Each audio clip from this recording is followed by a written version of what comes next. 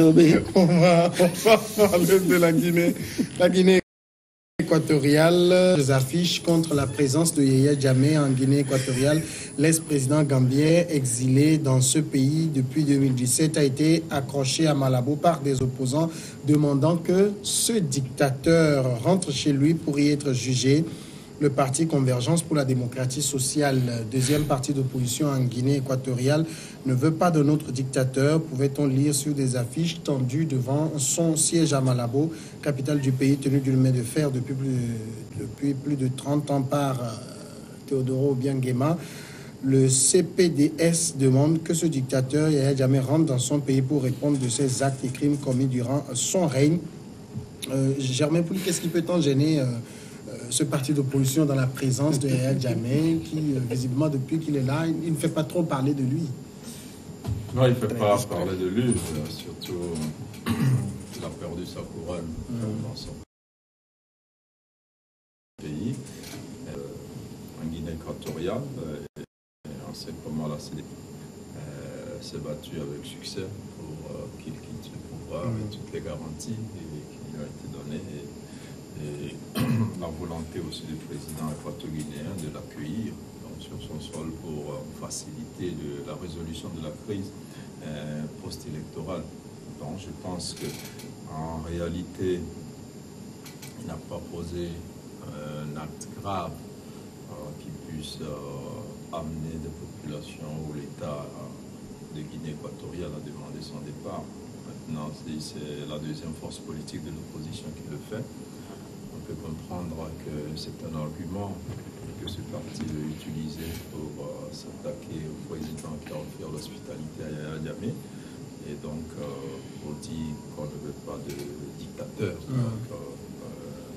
En Guinée équatoriale, c'est comme demain, un parti ivoirien se lèverait pour dire on ne veut pas de Blaise Compaoré en Côte d'Ivoire ou dans d'autres pays qui acceptent généralement accueillir des présidents en difficulté chez eux qui sont amenés à quitter leur pays. Je pense que c'est juste pour se faire de la publicité. Yaya Jammeh n'est pas aussi gênant que ça. Il ne fait pas grand-chose pour troubler la tranquillité de ceux qui lui ont succédé en Gambie. Il ne met pas des bâtons dans le roues du gouvernement gambien et malgré les appels de certaines ONG qui appelaient à le ramener, le juger. Donc la Guinée équatoriale n'a jamais accepté le livret. C'était un accord parrainé d'Ambiao. Aujourd'hui, il n'est pas question, à mon avis, on remettre en cause cet accord parce que c'est l'un des succès de la CEDEAO dans la résolution des crises qui pourraient naître après les élections. Dominique, c'est quoi? Ce parti d'opposition veut faire aussi un peu dans le populisme? Je crois que elle avait beaucoup de choses à faire que de s'en prendre à quelqu'un qui ne s'immisce pas dans les affaires de la Guinée équatoriale. C'est vrai que, il est allé danser à l'occasion de la veille de la Saint-Sylvestre, il est allé danser avec dans Équateur, Teodoro et tout son Gotha. Ils ont bien bu, bien dansé, mais est-ce que ça... C'est un crime. Il a tout à fait le droit. Bon, si lui aussi voulait danser, il aurait pu peut-être s'approcher des organisateurs pour avoir l'opportunité aussi d'aller danser. Je crois qu'ils ont beaucoup de choses à faire. D'abord, eux-mêmes, ils sont invisibles sur le terrain politique. Le gouvernement de Teodoro les a tellement confinés dans un rôle congru qu'il ferait mieux de sortir de là parce que je crois qu'ils n'ont qu'un seul député à l'Assemblée. Sur 100 députés, ils ont un seul. Donc je crois qu'il a d'autres chats à fouetter que de s'occuper d'un autre, bien sûr, qui ne lui crée aucun problème parce que le séjour de Yaya Jammeh là crée la paix ailleurs. Et imaginez-vous actuellement, il n'y a pas longtemps, le parti de Yaya Jammeh, le PASG, avait demandé le retour de leur champion, de leur leader. Or, s'il allait maintenant, ça va créer encore d'autres problèmes. Je crois que si on veut la paix, il faut qu'on accepte ça. Il faut qu'on accepte d'accueillir les autres. Et au Togo, l'ancien président centrafricain, Patassé, est resté pendant des années ici. Il s'est même marié. Il s'est même marié à une Togolaise. Je crois qu'il n'y a aucun problème à cet effet. Ailleurs également, il a donné l'exemple de Blaise Compaoré. Donc je crois que les Africains, nous avons cette culture d'hospitalité. Parce que je crois que s'il était... Il y a plusieurs chefs d'État qui pouvaient l'accueillir au niveau de la CEDEAO, mais ça serait un peu trop proche et que les velléités d'intervenir dans son pays peut-être seront plus fortes. Maintenant qu'il est un peu plus loin, bon, je crois qu'il intervient un peu, mais ça il ne crée aucun problème. S'il avait pu relever que, bon, voilà, il a fait ci, il a fait ça, bon, d'accord, on peut dire, bon, quel est cet étranger ou bien celui qu'on a accueilli, pourquoi il peut se comporter ainsi. Dès lors qu'il n'a pas eu ce comportement vraiment inadmissible, je crois que il a autre chose à faire. Il devait se chercher. Il devait être plus proche du peuple équateur-guinéen et laisser jamais dans son coin là-bas. D'accord. Jean-Luc, est-ce que ça ne fait pas aussi partie de ce qu'on observe généralement chez les oppositions, c'est-à-dire vouloir tout embrasser à la fois, aller sur tous les terrains? Je ne crois pas. Vous savez, ils n'ont pas à réagir parce que, bon, juste ils ont envie de réagir ou ils n'ont rien à faire. Non. Vous savez, quand vous prenez M. Yaya Jammeh, c'est vrai que c'était par un accord qui s'est retrouvé en Guinée équatoriale. Et c'est vrai aussi qu'actuellement, il ne fout pas le bordel dans son pays. Et le mieux, c'est que, bon, il faut quand même le laisser quelque part là-bas et l'oublier, c'est vrai. Mais quand vous prenez les images qui ont circulé entre-temps sur les réseaux sociaux où on le voyait dans une grande plantation où il était dit que ça lui appartenait, quelque part, ça peut révolter. C'est-à-dire, quand vous prenez un citoyen équato-guinéen qui n'a pas peut-être de l'argent, qui se dit, qui se démerde pour survivre, et comparé à un président qui arrive, qui a une plantation, est-ce qu'on le lui a donné? Il a acheté cela, on se pose des questions. Il n'est pas pauvre, hein? Il a l'argent. Non, je sais qu'il n'est pas pauvre. Je sais qu'il n'est pas pauvre. Il faut quand même qu'il fasse des activités qui n'ont rien à voir avec la politique. Maintenant, la question est de savoir, est-ce qu'il l'a acheté ou on le lui a donné, parce qu'il est logé dans le village du président équato-guinéen. Donc, est-ce qu'on lui a donné cette plantation-là? Point d'interrogation. Ça, franchement, je n'en sais rien. Mais peut-être que c'est ce qui est aujourd'hui en train de révolter la population ou l'opposition. Bon, jusque-là, c'est pas la population, c'est l'opposition. C'est l'opposition, bien sûr, équato-guinéenne. Et peut-être que c'est ce qui est en train de révolter. Quand on le voit également s'offrir des pas de danse aux côtés du président équato-guinéen,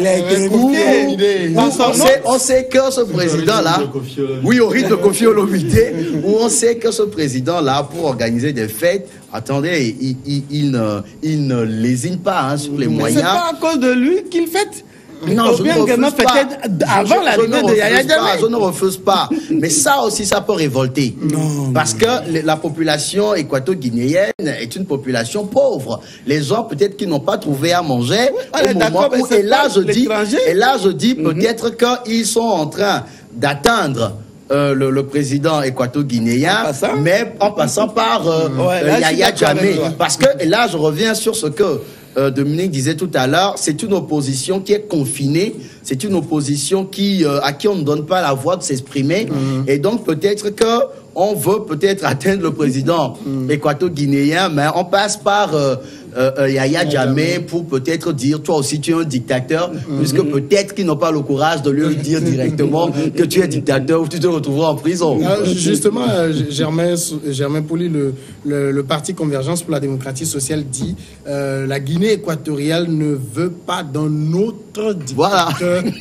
Ça veut dire qu'ils en ont déjà. Ils en ont déjà un. Qu'est-ce qu'ils veulent dire? Mais non, je crois qu'ils pensent qu'ils sont dans une dictature. C'est vrai que quand on prend un dictateur au sens premier du terme, c'est un personnage qui, à un moment de la vie de la nation ou d'un peuple concentre dans ses mains tous les pouvoirs. Donc ça vient de là. Donc c'est vrai que le président équatorien est très puissant. Il a réussi même à faire de son fils un vice-président. On parlait donc des enfants qui sont ça là, il y a carrément un vice-président. Il maîtrise bien son pays, un peu comme au Rwanda, où l'opposition, c'est vrai que chez lui, c'est un peu plus libre encore. Pas C'est évident. pas vrai, hein? Non, au Rwanda, Les vrais opposants ne sont pas au pays, hein, en Guinée équatoriale. Guinée, oui. Ils sont au Portugal, et, oui. en Donc, Espagne et autres. Là, ils sont c'est pas... quelqu'un qui maîtrise quand même son pays, qui a réussi à développer un peu le pays, même si aujourd'hui avec la Oh, Chine- développer le pays. non, bon, écoutez, Avec le bon magot du pétrole. moi je crois. Même si c'est toi le président, tu vas aussi Malabo le n'est pas faire. une ville Peut-être mieux. quand même Extraordinaire, hein. Non, ce que je veux j'arrive. dire, c'est pas la plus pauvre des villes au monde. Bon, c'est- oui, mais non, avec ce qu'ils ont, avec le hein, boom avec ce qu'ils ont, pétrolier qu'ils ont eu en temps, attendez, Ça ils dit, avaient il de aurait quoi dû, avoir il les aurait pu moyens. faire Pendant mieux. longtemps, les médias occidentaux présentent l'Afrique comme des pays pauvres. Et nous sommes convaincus que nous sommes pauvres et misérables. Mais aujourd'hui, Nous sommes pauvres avec dans la les gilets tête. jaunes, par exemple, vous sentirez qu'il y a des misérables en France. Ouais. Non, bien sûr. Donc les gens n'ont Pauvres aucune en idée France. de ce que vivent les Français. Ils n'ont aucune idée. Aucune, hein. Ça veut dire que c'est ce qu'on voit sur Bien sûr, certains bien médias sûr, bien sûr. publics français Ouais. ne montrent pas la réalité. Si vous suivez des médias français, des petits médias, vous verrez des choses extraordinaires. Il y a la misère. Même aux États-Unis, quand Trump est arrivé, mais Trump doit reconstruire des routes au jeu de 9 000 milliards de dollars aujourd'hui. C'est pas l'image des États-Unis qu'on a. Donc on croit que nos chefs d'État ici ne foutent rien, que nous sommes... Oh, bien sûr, ils foutent rien. Non. Oh, ils foutent Donc, rien. je Non, crois ils sont sérieux, qu'il ils faut foutent arrêter rien. d'avoir ce complexe d'infériorité. C'est même pas, non, Moi, c'est je pas ne un complexe. dis pas. Non, Foutent je rien. vais donner l'exemple du Rwanda, par exemple. J'ai eu la chance d'aller au Rwanda. Ça, c'est un Il n'a autre- pas fait de Kigali Paris, Bien sûr. mais c'est pas mal. Oui. En tant que pays africain. Si tout le monde pouvait faire ça. Oui, je donne un exemple. On parlait donc de la Guinée équatoriale, il en a fait un peu. Non, il ne faut pas exagérer. Moi, Oui, je- Il aurait allé, il aurait pu faire comme Kagame. Il aurait pu faire comme Kagame avec tout ce qu'il a comme pétrole. Si les Hollande, Sarkozy et autres avaient fait ça, Macron n'aurait pas le problème avec les gilets jaunes. Ça, c'est un Oui, autre problème. si ceux qui ont précédé Macron avaient fait ça, avait tenu compte de la vie des citoyens français. Bref, Parce qu'il y a des L'Africain gens qui se demande le plaignent, minimum. qui n'ont même pas Dans le nos minimum. pays, nous demandons Que le ceux qui minimum. perçoivent, ils n'arrivent même pas à payer leur loyer. Et pour avoir de quoi manger, ils l'ont dit. En On France, va les gens écouter. portent la même tenue pendant un mois. Oui. Ils n'ont, c'est pas qu'ils veulent, hein. Ils n'ont pas les moyens de s'acheter Bien de sûr, France. bien sûr. Je te parle de la France. Mais avec ce que nous, Non, nous avons mais ce n'est comme pas ressources. On est plus riche que la Ce n'est France. pas l'image- Mais bien sûr. ce n'est Ah pas bon, l'image l'Afrique que est plus nous riche. avons. Bon, ouais, C'est ouais. le continent le plus riche. Bon. Le Togo est plus riche que la France. Non, c'est faux. Mais si, la Guinée équatoriale est plus riche que la France. Je te laisse continuer, mon frère. Selon tes données personnelles. Ah, mais si, vous savez très bien que c'est vrai. Non, bon, Non, c'est voilà, vrai, donc, la je crois Guinée, qu'ils pensent qu'ils Gabon. sont donc un dictateur chez eux, ce qui n'est pas totalement faux, ça dépend de sur quel angle on a parlé en Afrique des dictateurs éclairés. Ah, ouais, comme Kagame, par exemple. Ce qui n'est pas mauvais. On voit un président turc aujourd'hui, un président Poutine aujourd'hui, qui font de grandes choses dans leur pays. Les pays sont fiers, même si sur le plan démocratique, ensemble, Ouais, les traite dénigrés. Même de- les Chinois. Où on ne savait même pas qu'il y avait la limitation du mandat. C'est quand ils ont déverrouillé qu'on a su. Il y avait donc, Ça aurait été dans un pays africain. on aurait Dans la dit théorie, voilà pourquoi il veut déverrouiller la communauté internationale. Les mêmes, là, ils vont commencer par crier sur les gens. Moi, je crois que la Guinée équatoriale, bon, l'opposition se cherche en fait. Ah, ils se cherchent. Et comme l'a dit Jean-Luc tantôt, ils veulent, comme peut-être ils évitent d'affronter directement Obiang, donc ils passent par le canal de ce un peu encombrant pour eux, bien sûr, pour sortir leur venin. C'est parce que vous savez, moi je suis allé, j'ai fait je crois 3 semaines en Guinée équatoriale, à Malabo. Malabo c'est une petite ville, hein, ce n'est pas, c'est d'une rue à l'autre. Moi je compare Malabo au quartier Bay par exemple. C'est pas vraiment une grande ville. On connaît tout le monde connaît tout le monde. Et les gens, et c'est un pays sécurisé. Et on nous a dit quand on est arrivé à faire attention, militarisé. Même tu vas, c'est-à-dire que discuter avec quelqu'un, un peu parler de la politique, on vous dit non, moi je suis pas dans ça. Et je vous dis que les Blancs, comme tu l'as dit tantôt aussi, les Blancs sont tellement mauvais que on était allé avec certains journalistes Euronews. Quand ils sont allés, ils cherchaient là où il y a des enfants qui ne sont pas habillés, des enfants pauvres, des images. Ils sont allés. Et on les a laissés faire. Quand ils ont fini, dit bon, on les a convoyés, dit bon, c'est pour ça que vous êtes venus. Donc vous êtes venus dans ce pays. Vous n'avez rien vu de bon. Et on a rejoué leur image, mais Et on a dit, merci, ça, on garde ça pour nous. Maintenant, repartez comme vous êtes venus. Donc, c'est ça, en fait, l'image qu'il veut toujours donner à l'Afrique, comme quoi l'Afrique, c'est toujours la misère, les guerres, Ebola, le sida. Voilà l'image que les Occidentaux, et surtout les jeunes Français. Moi, je dis toujours, à l'école, déjà, au séjour, au lycée, on apprenait la Scandinavie, la France, le Royaume-Uni. Mais qui apprend une histoire sur le Togo ou sur l'Afrique? Laisse le Togo, l'Afrique même. Il y a certains qui ne savent même pas ce qu'on appelle l'Afrique. Je me rappelle en terminale, notre professeur nous disait que beaucoup de Blancs pensent que l'Afrique c'est un pays que Mandela est président. C'est vrai. C'est vrai. Non, les gens pensent que l'Afrique c'est un petit pays quelque part. Un pays quelque part où vivent des sauvages d'ailleurs. Où les images qu'ils ont, c'est les guerres, les animaux, et Ebola. Voilà, en jeu, il y a un couple qui est rentré des États-Unis, c'est des Togolais. Je suis allé les chercher à l'aéroport. J'ai vu leur petite fille de 8 ans. Elle regardait l'aéroport ébahie. Elle parlait anglais à ce moment. Elle est Togolais. Mais qu'est-ce qu'elle dit? Qu'elle est étonnée qu'aux États-Unis, quand on parle d'Afrique, c'est les animaux, les forêts. Qu'elle ne s'attendait pas à avoir un aéroport de Lomé aussi grand que certains aéroports aux États-Unis. C'est pas l'image qu'elle a. Pour elle, elle venait cohabiter avec les animaux. Non, c'est vrai. Hein, c'est vrai que les Européens essaient de donner une image négative de l'Afrique, les Occidentaux en général, essaient de donner l'image négative de l'Afrique. Nous leur permettons, c'est vrai. Et ça, je dis, au-delà de ça, moi, je parle des présidents. Ils peuvent mieux faire. Ils peuvent bâtir leur pays. On a parlé tout à l'heure de dictature éclairée. Kagame, par exemple. Regardez ce qu'il a fait au Rwanda. Mais c'est formidable. Mais si tous les présidents pouvaient faire ça avec ce que nous avons comme ressources. C'est pas tous les Rwandais qui seulement, non, bien sûr, c'est pas tous les Rwandais, mais au moins, il a fait quelque chose. Seulement si tu étais actuellement au Rwanda, tu peux pas faire ce débat-là. Non, je suis d'accord, mais au moins. Tu fais ça, te prends, te fesses. Oui, mais au moins, le Rwanda est cité parmi les pays les mieux développés. Mais ailleurs, on pense que l'herbe est plus verte. Je me rappelle, j'étais en Ouganda, le chauffeur qui m'a pris, il me dit comment je trouve le pays. Je dis c'est beau. Il me dit non, que c'est pas beau. Je lui dis non, on dit la même chose que chez moi aussi, que le Togo n'est pas beau. Non, mais soyons sérieux. Je dis, avec ce que nous avons comme ressources minières, avec ce que nous avons comme ressources, nos pays ne doivent plus être là où ils sont aujourd'hui. C'est ce que moi je dis. On peut aller au-delà. On va marquer